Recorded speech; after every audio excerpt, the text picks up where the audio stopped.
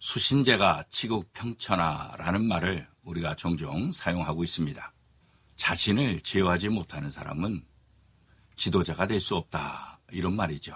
우리가 마음을 다스리고 또 자기 자신을 잘 다스리는 것은 어떤 일을 하기에 앞서서 가장 기본적이고 중요한 일이다, 이렇게 이야기할 수 있습니다.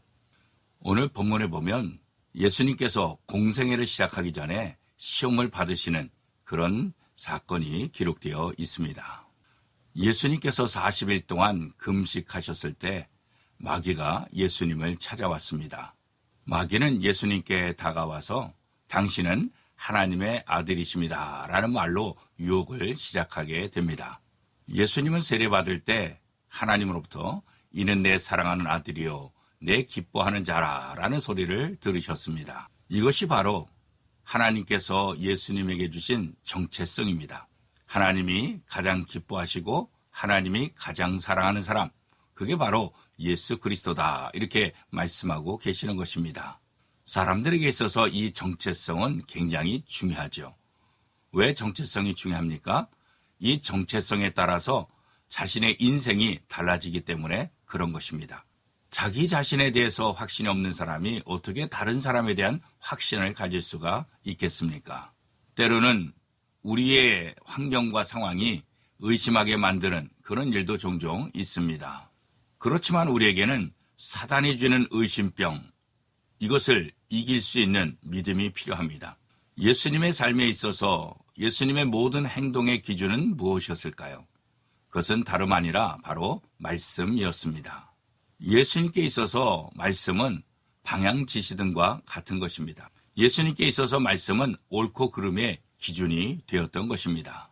예수님께서는 자신의 욕심을 이루기 위한 모든 시험으로부터 자신을 이겨나갔습니다. 오늘 우리에게도 마찬가지입니다. 우리가 신앙생활하면서 또 하나님을 믿는다고 하면서 하나님께 영광 돌리고 예수님께 영광 돌리는 삶을 살아야지 우리의 욕심을 이루는데 무선순위를 두거나 목적이 되어서는 안 되는 것입니다. 예수님에게 있어서 말씀은 언제나 모범답안과 같은 것이었습니다. 언제나 말씀으로 시작해서 말씀으로 마무리하는 것, 이것이 바로 예수 그리스도의 삶이었던 것입니다. 오늘 우리 사랑하는 워미덕교회 성도들, 무엇을 우리의 기준으로 삼아야 될까요? 다른 것 아닙니다. 예수님처럼 말씀을 기준으로 삼아야 하는 것입니다. 그래야만 하나님을 기쁘시게 할 수 있고 하나님께 영광 돌리는 삶을 살 수가 있는 것입니다. 그런 의미에서 우리도 말씀을 묵상하고 말씀 중심의 삶을 살아가야 되는 것, 이것이 바로 오늘 성도들의 가장 바람직한 모습이다, 이렇게 이야기할 수 있습니다.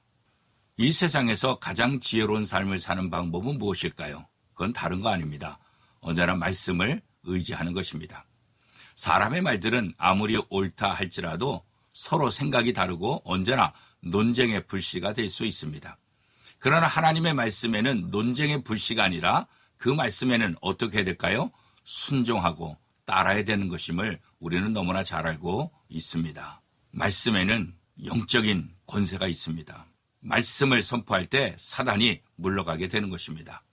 그런 면에서 우리는 언제나 말씀과 함께 살고 말씀을 내 마음판에 새기는 그런 삶을 살아야 하는 것입니다. 예수님께서 40일 동안 금식하시고 사단에게 시험 받으신 것은 인간에게 있어서는 가장 원초적인 문제들이었습니다. 이 원초적인 문제들, 이것을 극복하지 않으면 우리는 언제나 시험에 빠질 수밖에 없다는 것을 다시 한번 기억하게 됩니다. 사랑하는 성도 여러분, 사단은 타협의 대상이 아닙니다. 사단은 우리가 쫓아내야 될 대상이라고 성경은 이야기하고 있습니다. 사단이 유혹할 때 우리는 분명한 입장을 밝혀야 하는 것입니다. 그래야만 사단의 유혹을 받는다 할지라도 절대로 무너지거나 흔들리지 않게 되는 것입니다. 우리가 신앙생활을 하면서 믿음의 고백이 얼마나 소중한지를 알게 됩니다.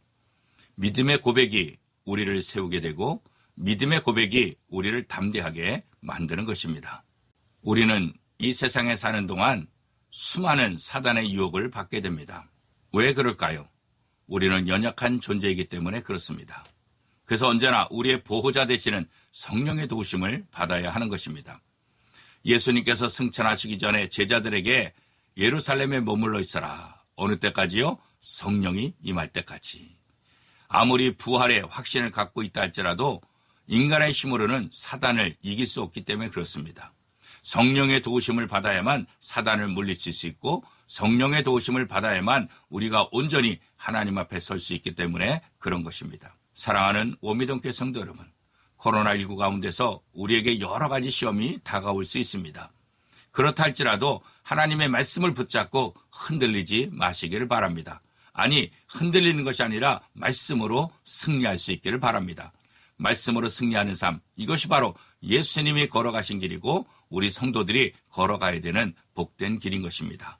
오늘 하루도 여러분의 삶 속에서 어떤 환경, 어떤 일을 경험한다 할지라도 절대로 사단의 유혹에 넘어가지 말고 말씀을 통해서 날마다 승리하는 복된 하루가 될 수 있기를 축복합니다.